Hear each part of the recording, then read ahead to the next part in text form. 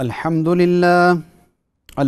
لله وكفى وسلام على عباده الذين اصطفى أما بعد فأعوذ بالله السميع العليم من الشيطان الرجيم بسم الله الرحمن الرحيم هو الذي بعث في الأميين رسولا منهم يتلو عليهم آياته ويزكيهم ويعلمهم الكتاب والحكمة وإن كانوا من قبل لفي ضلال مبين وآخرين منهم لما يلحقوا بهم وهو العزيز الحكيم صدق الله العظيم. اللهم صل على سيدنا ومولانا محمد وعلى آل سيدنا ومولانا محمد وبارك وسلم وصل علیہ. ناظرین کرام، السلام علیکم ورحمۃ اللہ وبرکاتہ.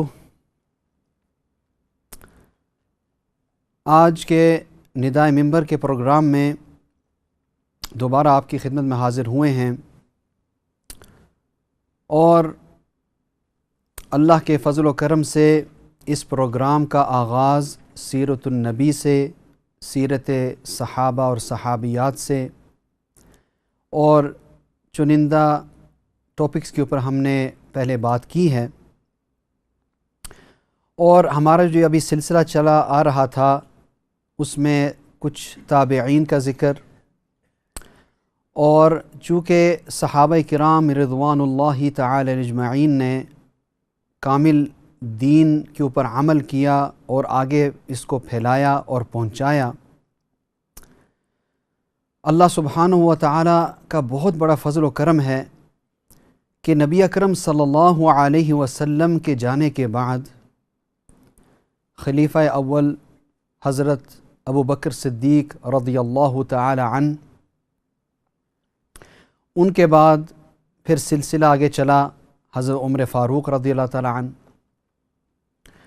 اور اس کے بعد عثمان غنی رضی اللہ تعالی عنہ، اور وہاں سے سلسلہ آگے پھر علی رضی اللہ تعالی عنہ نے چلایا، اور حضرت علی رضی اللہ تعالی عنہ کی وفات ان کی آرام گاہ کوفہ کے اندر بنی. کوفہ ایک ایسا شہر تھا اس زمانے کے اندر جہاں پر سارے مسلمان اور مسلمانوں کی کافی اکثریت وہاں پر ہو چکی تھی. یہ ایک قسم کا کوفہ اور وہ سارا جو وہاں کا علاقہ ہے کافی آباد ہو گیا، مسلمانوں کی کافی وہاں پر یعنی کثرت ہو گئی، اور کرتے کرتے وہاں پر اللہ سبحانہ و تعالیٰ نے محدثین کی جماعت، وہاں پر جو ہے تابعین کی جماعت، اور وہاں پر جو ہے مورخین اور ایسے ایسے علماء اور ایسے ایسے بزرگان دین گزرے کہ جن کی وجہ سے ہم تک یہ دین متین پہنچا. اور اللہ کے رسول صلی اللہ علیہ وسلم نے ایک مرتبہ ارشاد فرمایا جس کا مفہوم کچھ ایسا ہے، بلکہ حضرت ایک صحابی ہیں رضی اللہ تعالی عنہ، سلمان فارسی رضی اللہ تعالی عنہ، وہ بھی موجود تھے. کچھ روایت میں آتا ہے کہ وہ وہاں پر موجود تھے. اللہ کے رسول صلی اللہ علیہ وسلم نے ان کے کندھے کے اوپر ہاتھ رکھ کر فرمایا جس کا مفہوم کچھ ایسا ہے کہ اگر لو كان الدين عند الثريا لتناوله رجل من اہل فارس او كما قال علیہ الصلاۃ والسلام. الفاظ کچھ مختلف ہیں، لیکن یہ حدیث جو ہے بخاری کے اندر بھی اور مسلم کے اندر بھی اور بہت ساری کتابوں کے اندر موجود ہے، جس کا مفہوم کچھ ایسا ہے کہ اگر دین یا ایمان، دین کا لفظ بھی آیا ہے حدیث کے اندر، ایمان کا لفظ بھی آیا ہے کہ اگر دین یا ایمان سریا ایک ستارہ ہے، اگر وہاں تک بھی ہوگا تو اللہ سبحانہ و تعالی اس بندے سے، یعنی اس بندے کی قوم سے، ایک روایت میں ہے کہ حضرت سلمان فارسی رضی اللہ تعالیٰ عنہ کو پکڑ کر جو ہے اللہ کے رسول صلی اللہ علیہ وسلم نے یہ ارشاد فرمائی، اور بعض روایات میں ہے کہ اہل فارس کا ذکر فرمایا کہ اہل فارس میں سے ایک آدمی اس کو وہاں سے بھی لے کر آ کر دم لے گا۔ اللہ اکبر۔ اب یہ حدیث، اس کا مصداق کون ہے، وہ کون سا رجل ہے، وہ کون سا آدمی ہے، اس کے بارے میں بڑے بڑے محدثین علماء کرام جیسے امام ابن حجر مکی جو کہ شافعی ہیں، امام سیوطی رحمہ اللہ تعالی الشافعی، وہ فرماتے ہیں کہ اس بشارت کا مصداق امام ابو حنیفہ نعمان بن ثابت رحمہ اللہ تعالی رحمتاً واسعہ ہیں، جن کا انشاءاللہ تعالی آج آپ کے سامنے ذکر ہم کریں گے، اور ان کے کچھ حالات، کچھ مناقب انشاءاللہ تعالی آپ کے سامنے علماء کرام رکھیں گے انشاءاللہ تعالی۔ تو حسب معمول آج بھی ماشاءاللہ ہمارے ساتھ دو مہمان عزیز موجود ہیں۔ تو سب سے پہلے مولانا حیات خان صاحب، السلام علیکم۔ وعلیکم السلام ورحمۃ اللہ وبرکاتہ۔ خیریت سے ہیں؟ الحمدللہ، اللہ کا فضل۔ اور دوسرے حضرت مولانا عبدالباسط شاہد صاحب، السلام علیکم۔ وعلیکم السلام ورحمۃ اللہ وبرکاتہ۔ خیریت سے؟ الحمدللہ۔ اچھا، ماشاء۔ تو انشاءاللہ تعالی ہم اس سلسلے کو آگے جاری رکھیں گے، اور امام صاحب کے اوپر انشاءاللہ تعالی ان کے مختصر جو حالات ہیں زندگی کے، اس کے اوپر بھی انشاءاللہ تعالی بات کریں گے۔ اور میں انشاءاللہ تعالی حضرت مولانا حیات خان صاحب سے عرض کروں گا کہ ان کے جو اوائل کے جو حالات ہیں، جیسے نام اور انٹروڈکشن، کہاں پر پیدا ہوئے، اس سلسلے کو انشاءاللہ تعالی شروع کرتے ہیں۔ جزاکم اللہ۔ بسم اللہ الرحمن الرحیم، الحمدللہ وکفی والصلاۃ والسلام علی اشرف الانبیاء والمرسلین محمد وآلہ وصحبہ اجمعین۔ رب اشرح لی صدری ویسر لی امری واحلل عقدۃ من لسانی یفقهوا قولی۔ سبحانک لا علم لنا الا ما علمتنا انک انت العلیم الحکیم۔ ربی زدنی علما وارزقنی فہما۔ میرے بھائیو، دوستو، بزرگوں، علماء صاحبان اور سامعین، السلام علیکم ورحمۃ اللہ وبرکاتہ۔ سب سے پہلی بات، سیدنا امام ابو حنیفہ رحمۃ اللہ علیہ، عجیب علم کے پہاڑ، عجیب پہاڑ۔ ان کے بارے میں کہا جاتا تھا کہ اگر یہ صاحب اگر یہ منانا چاہے کہ یہ جو پتھر ہے اس کو سونا بتانا چاہے تو بالکل اتنی دلیلیں لائے تمہارے سامنے کہ تم یکا بکا اس پتھر کو سونا ماننے کے لیے تیار ہو جاؤ۔ عجیب ذہانت، عجیب عقل، عجیب فراست، عجیب آدمی۔ حضرت امام ابو حنیفہ رحمۃ اللہ علیہ سے دنیا اور مسلمان دنیا کو کتنا فائدہ ہوا، عجیب بات کہ آج تک اکثر دنیا کے جو مسلمان ہیں وہ فقہ حنفی کے ساتھ منسلک ہیں، اور امام صاحب کا فقہ کو استعمال کرتے ہیں زندگی یعنی پیدائش سے لے کر موت تک۔ امام ابو حنیفہ، ہم کہتے ہیں امام ابو حنیفہ رحمۃ اللہ علیہ، تو امام ابو حنیفہ امام صاحب کا لقب ہے، کنیت ہے، ان کا نام کچھ اور ہے۔ امام ابو حنیفہ کا اصل نام نعمان تھا۔ نعمان، اگر کسی کو کہیں بھائی کہ نعمان تو وہ نہیں پہچانیں گے، امام ابو حنیفہ کہیں گے تو سب کو یاد آ جاتا ہے کہ واقعی وہ امام صاحب تھے جو سن 80 ہجری میں پیدا ہوئے، یعنی نبی کریم صلی اللہ علیہ وسلم کو ہجرت کے 80 سال بعد امام صاحب پیدا ہوئے۔ ان کا والد صاحب کا نام کیا تھا؟ ثابت۔ ان کے دادا کا نام کیا تھا؟ دادا کے نام کے بارے میں ایک قول ہے زوتی اور دوسرا قول ہے کہ نعمان، اور ان کا پردادے کا نام تھا ماں۔ ایک مرتبہ ایک روایت سند نظر ابن سعد نقل فرماتے ہیں کہ اسماعیل امام صاحب کے پوتے تھے، یعنی بیٹے کے بیٹے۔ تو اسماعیل فرماتے ہیں کہ میرا نام اسماعیل ہے، میرے والد کا نام حماد ہے، جو امام صاحب کے بیٹے تھے، اور ان کے والد کا نام اور میرے دادی کا نام ابو حنیفہ نعمان ہے۔ ان کے والد کا نام فرماتے ہیں اسماعیل کہ ان کے والد کا نام بھی، یعنی امام صاحب کے والد کا نام نعمان تھا، اور ان کے والد کا نام بھی فرماتے ہیں کہ زوتی بغیر ان کا بھی نام، یعنی ثابت کے اوپر ان کا نام تھا نعمان تھا، اور ان کے والد کا نام تھا مرزباں۔ ماں کے تو یہاں جو ہم کہتے ہیں کہ نعمان جو کہ ثابت کے بیٹے ہیں، جو کہ یعنی زوتی کے بیٹے ہیں، تو اسماعیل فرماتے کہ نہیں، زوتی نہیں، ان کا نام تھا نعمان، اور ان کے والد صاحب کا نام ماں کے بجائے مرزباں۔ تو یہ دونوں ذرا اختلافات ہیں کہ ان کا یعنی امام صاحب کی جو دادی کا نام کیا ماں تھا یا نعمان تھا، اور ان کے پر دادی کا نام کیا یعنی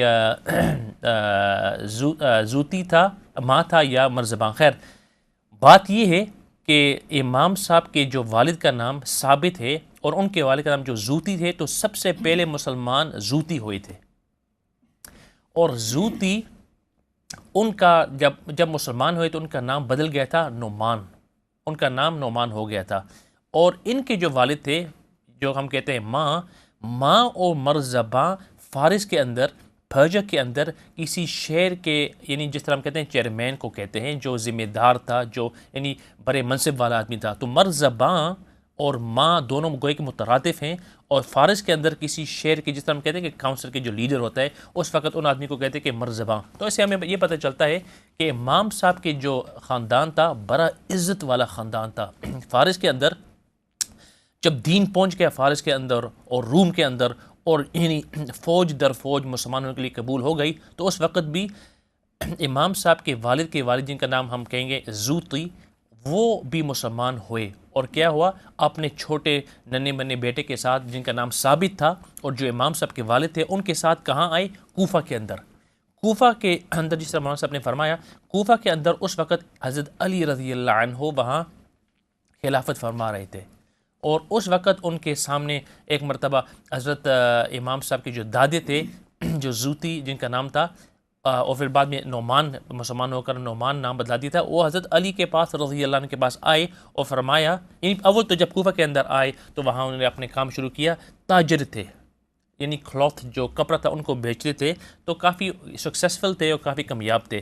تو کیا ہوا، تقریباً ان کے جو چھوٹے بچے تھے یعنی جن کا نام نعمان تھا، ان کو حضرت علی کے پاس لائے اور حضرت علی سے رضی اللہ سے دعا کی درخواست کی کہ اے حضرت علی، آپ میرے لیے اور میرے بچوں کے لیے دعا کی درخواست کریں۔ تو حضرت علی وہ روایت کے اندر ایسے اسماعیل فرماتے ہیں، ان کے امام صاحب کی جو یعنی ہم کہتے ہیں دوترے جو پوتے تھے، وہ فرماتے کہ ہم سمجھتے ہیں کہ جو دعا امام صاحب کے والد کو ملی تھی اس کا وہ بے اثر نہیں رہی، یعنی اثر رنگ لا کر وہ رہی، اور ہم دیکھتے ہیں کہ کیا رنگ لائی، عجیب۔ تو اس وقت حضرت علی نے دعا دی زوتی کے بیٹے یعنی ثابت کو، اور پھر تقریباً ایک قصہ بتاتا جو مولانا، عجیب قصہ، کہ امام صاحب کے بارے میں، امام صاحب جو ہمارے امام صاحب اتنے، یعنی ان کے والد کتنے بزرگ تھے کہ ان کے بارے میں مشہور ہے، قصہ مشہور ہے کہ یعنی ہم کہتے ہیں نعمان ابن ثابت، تو ثابت جن کو حضرت علی نے دعا دی تھی، کوئی کہ اس کا اثر دیکھیں حضرت علی کی دعا کا اثر، کہ ایک مرتبہ جب وہ بڑے ہوئے تو جا رہے تھے راستے میں، تو راستے کے اندر یہ وہ کہتے کہ ایک اسٹریم نہیں ہوتی، اسٹریم دریا کے پاس، تو وہاں جا رہے تھے اور ایپل دیکھا، اور کافی ان کو بھوک تھی تو وہ ایپل کھا لیا۔ جب ایپل کھا لیے تو بعد میں ان کو یعنی یہ سوچ آئی کہ یہ جو میں نے تو ایپل کھا لیا، لیکن یہ آخر کس کا ایپل تھا، کس کا، یعنی یہ تو انہوں نے کیا کیا کہ واپس وہ ریور کے پیچھے جاتے گئے، تو کتنے میلوں کے بعد انہوں نے دیکھا کہ بھائی یہاں ایک یعنی ایپل ٹری ہے، اور وہاں سے شاید گر گیا۔ تو عجیب قصہ ہے، تقوی اور یعنی ان کا تقدس پتہ چلتا ہے۔ تو ان یعنی جن کا باغ تھا ان کے پاس گئے، بتایا کہ بھائی میں نے یہ ایپل آپ کا تھا لگتا ہے، کیونکہ سب سے پہلا جو میں نے باغ دیکھا آپ کا ہے، اور میں نے آپ کا ایپل کھا لیا، جو اس کا یعنی جو پیسے ہیں آپ پیسے لے لیں تاکہ میں دنیا کے اندر نپٹا دوں اور بعد کے اندر حساب نہ ہو۔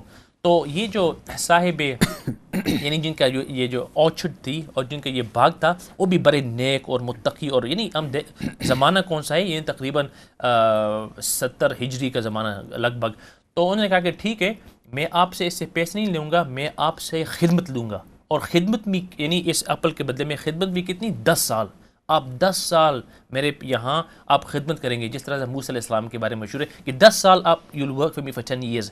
تو انہوں نے یعنی بزرگ کتنے، نبی کریم صلی اللہ علیہ وسلم نے فرمایا کہ خیر القرون قرنی ثم الذین یلونہم ثم الذین یلونہم، کہ سب سے بہتر زمانہ یعنی ہیومینٹی کے اندر، دنیا کے اندر سب سے بہتر زمانہ میرا زمانہ ہے، پھر جو میرے زمانے کے ساتھ ملتحق ہے یعنی تابعین کا، پھر تبع تابعین کا۔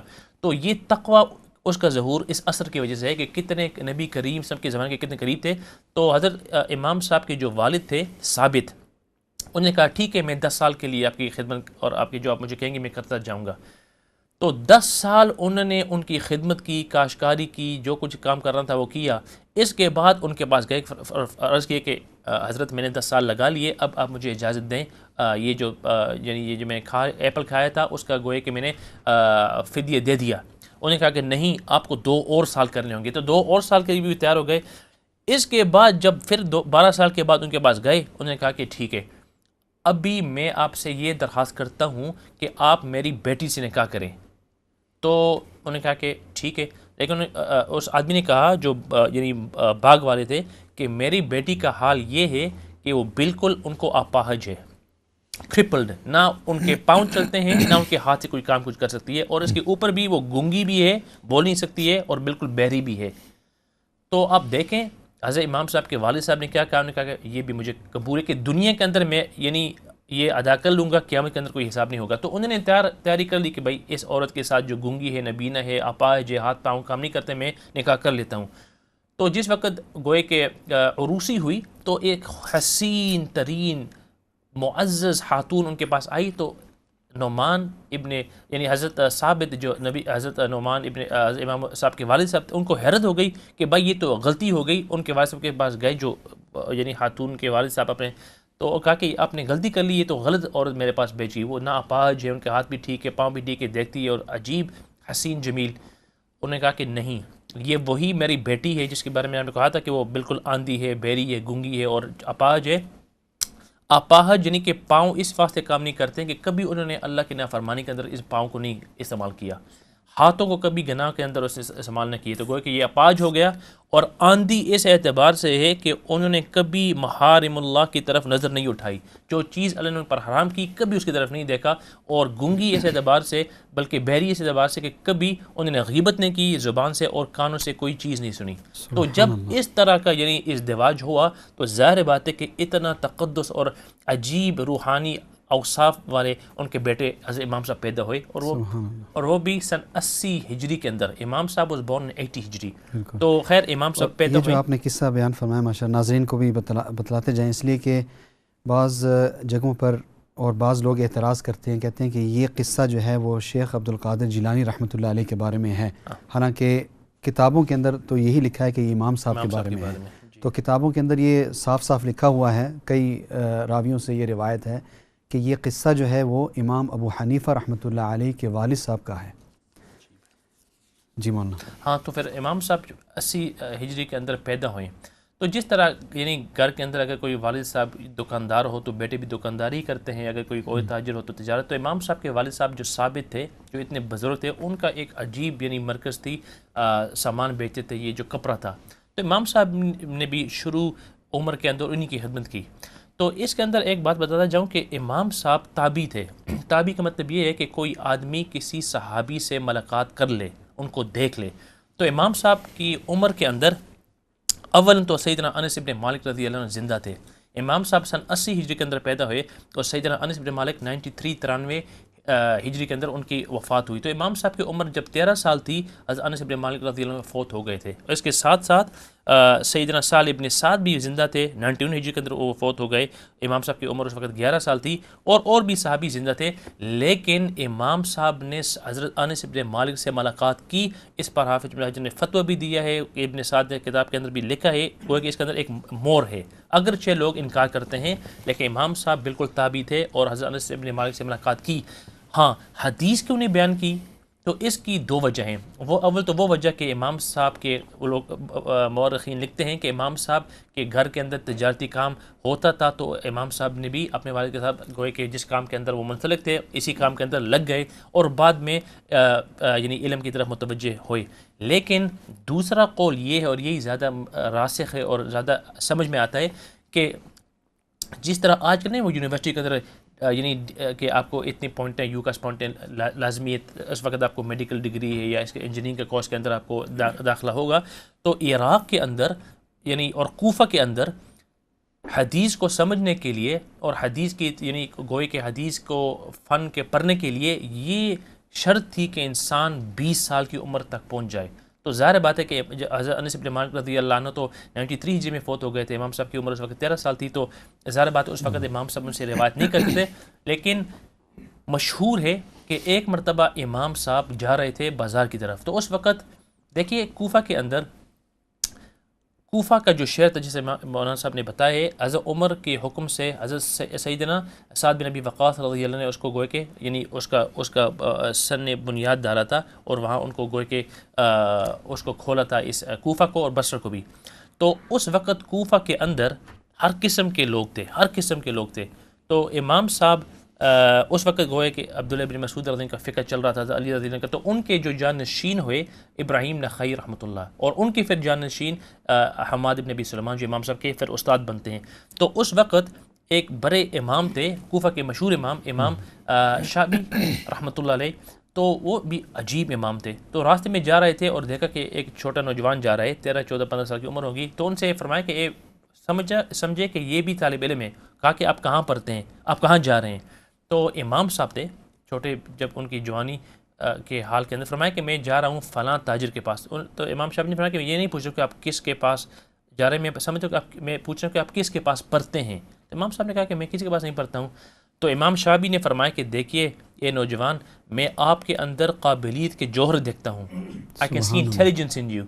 آپ کیا کریں، آپ علماء کی صحبت کے اندر بیٹھتے جائیں. اور یہ بھی بتاتے جاؤں کہ اس وقت کوفہ کا کیا حال تھا. کوفہ ان تقریباً 82 83 85 86 امیہ خلافت تو ختم ہو گئی تھی حضرت علی رضی اللہ عنہ کے بعد 40 سال.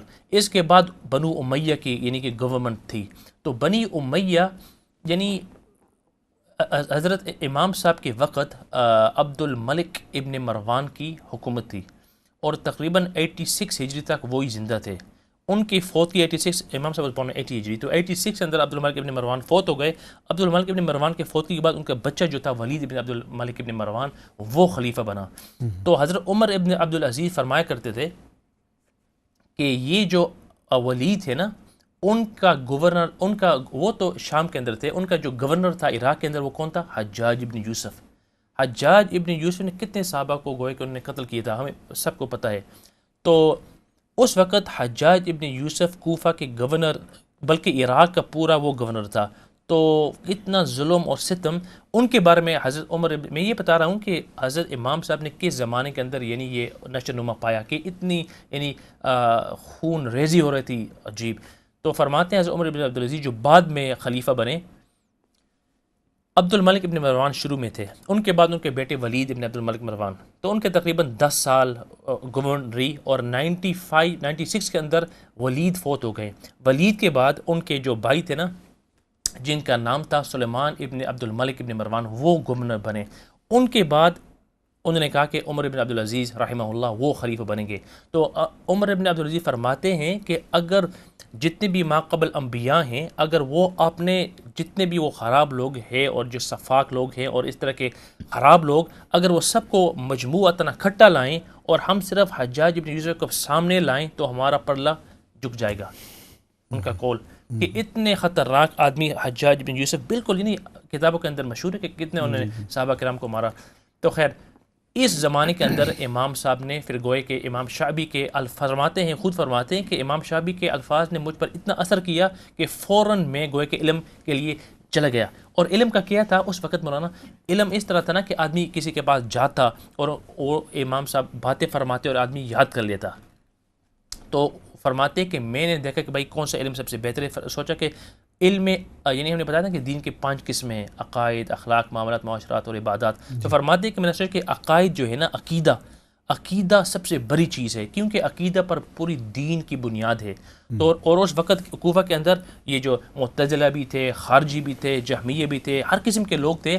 اور اس وقت عرب تھے. اللہ تعالیٰ کے نبی کریم کے فرمان پر پورے ان کو یقین تھا کہ اللہ تعالیٰ کی ذات یعنی ایک ہے. لیکن جب دین فارس تک پہنچا، روم تک پہنچا، تو ان لوگ یعنی ان کا تمدن بھی کافی اعلیٰ تھا، دماغ بھی گوئے کہ علم تھا اور قسم کے علم پر اثر تھا. تو خیر اس وقت امام صاحب نے دیکھا کہ بھائی علم کلام جو ہے اس پر مجھے زور دینا ہے. تو علم کلام پر انہوں نے بہت ہی زیادہ گوئے کہ ماہر ہو گئے. اتنے ماہر کہ جو اور ارباب فن تھے علم کلام کے اندر وہ بھی امام صاحب سے بھاگتے ہیں، یعنی کہ امام صاحب سے ہمیں کوئی یعنی ڈیبیٹ نہ کرنی پڑے. عجیب. سبحان اللہ. ہم انشاءاللہ پھر دوبارہ آئیں گے، اس سلسلے کو جاری رکھیں گے انشاءاللہ تعالیٰ. تو آپ ناظرین کرام امام ابو حنیفہ رحمہ اللہ تعالیٰ کے حالات سن رہے ہیں، اور اب مزید انشاءاللہ تعالیٰ مولانا عبدالباسط صاحب سے میں درخواست کروں گا کہ کچھ ان کے زندگی کے جو اخلاق اور آداب اور وہ کس طرح رہتے تھے، تقوی اور خوف اللہ تعالیٰ کا، چونکہ ان کے والد صاحب اتنے متقی تھے تو ظاہر ہے ان کے بیٹے کے اندر بھی وہ تقوی، طہارت اور کہاں تک وہ مطلب کہ گیا.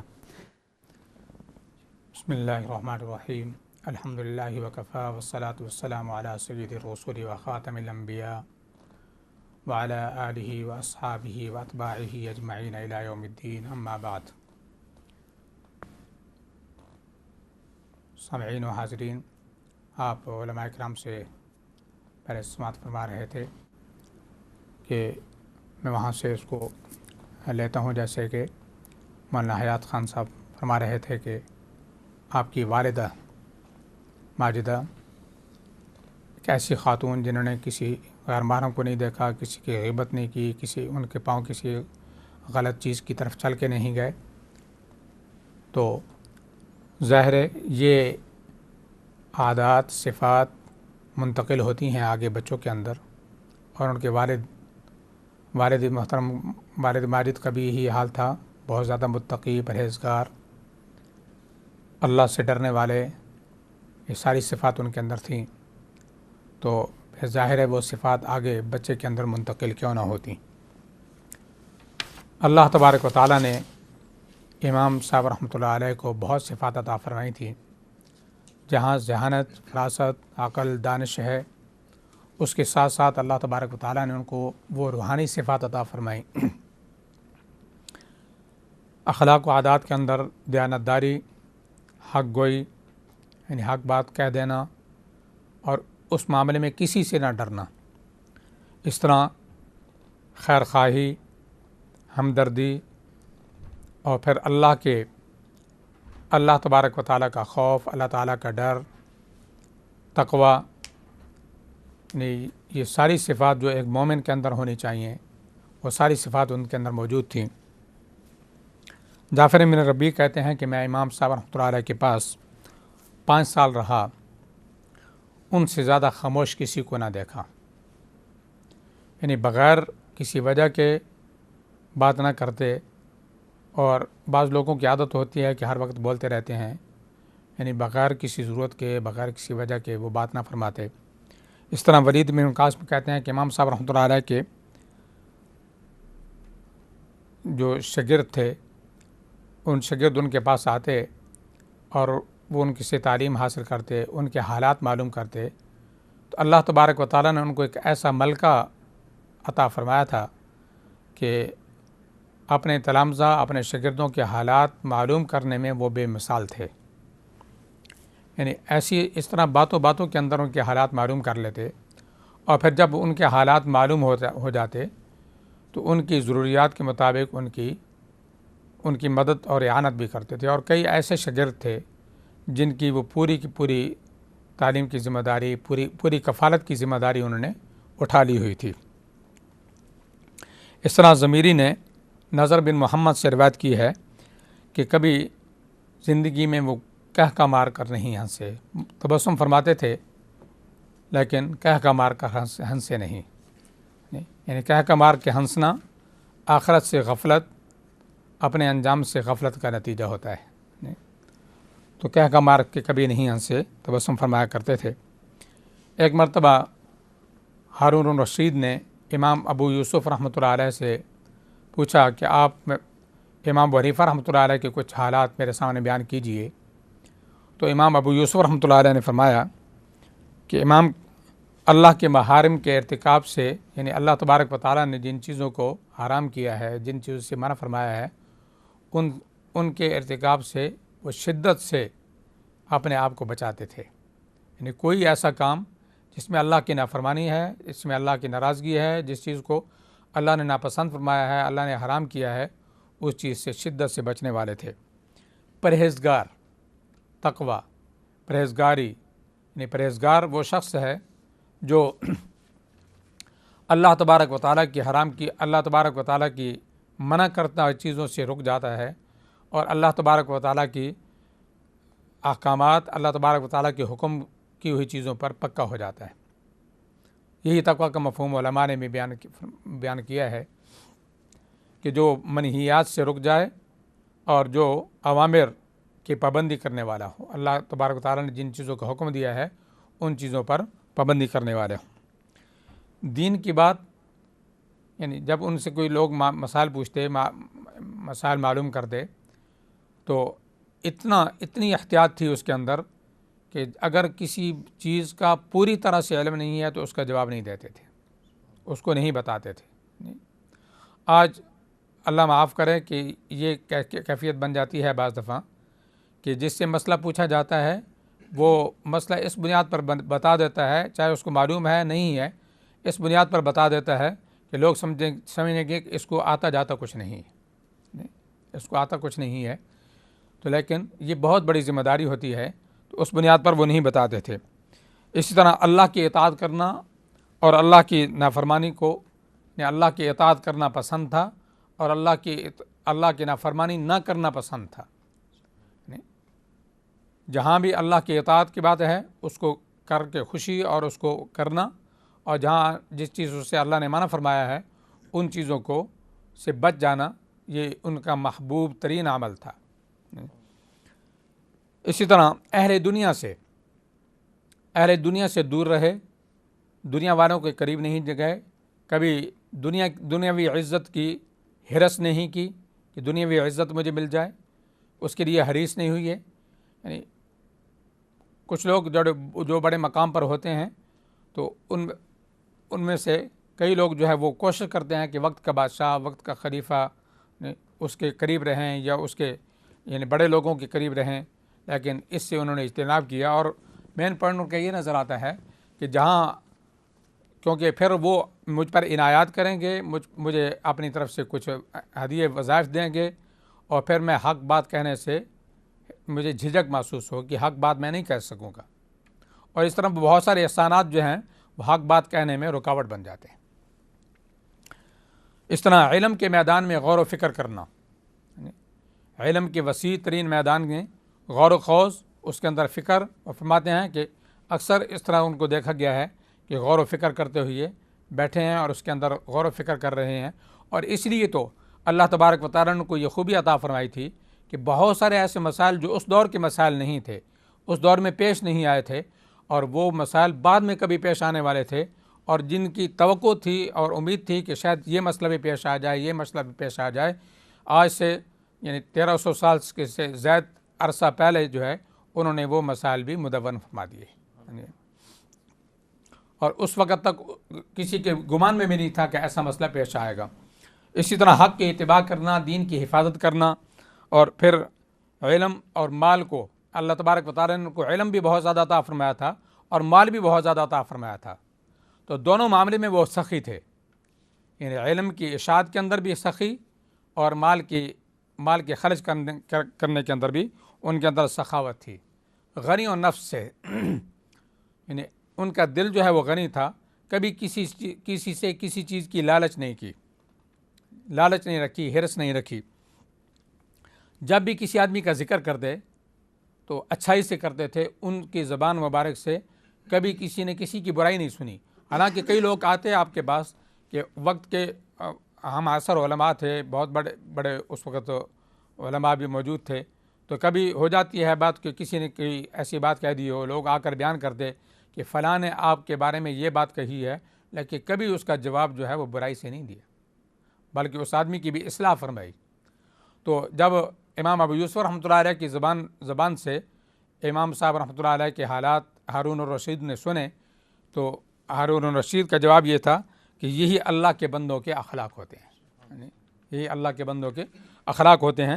اس طرح دیانتداری کی مثال، خیر خواہی، ہمدردی،